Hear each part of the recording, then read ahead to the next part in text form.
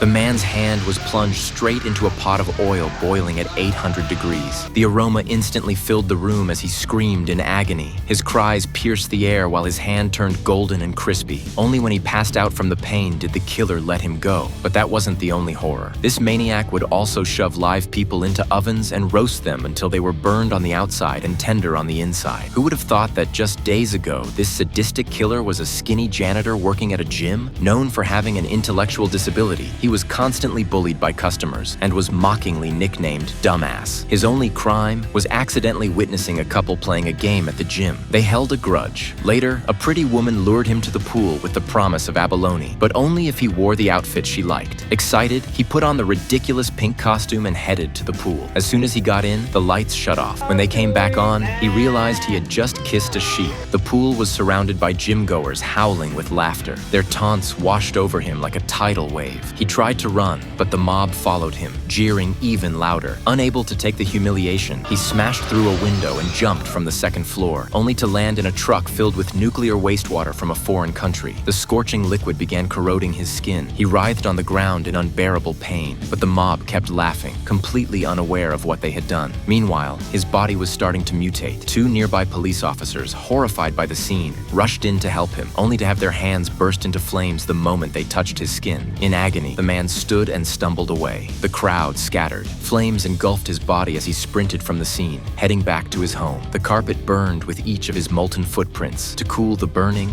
he climbed into a bathtub, but the water instantly boiled. His body began to change at a visible rate. Terrified, he clutched his hair, only for it to fall out in chunks. He stared into the mirror and saw a hideous new face. He couldn't accept what he'd become. With a furious roar, he grew from 5 feet to over 6 feet 7 inches, transforming into a monster. To avoid terrifying his mother, he fled into the wilderness, sprinting through the countryside. And that's how the Toxic Avenger was born.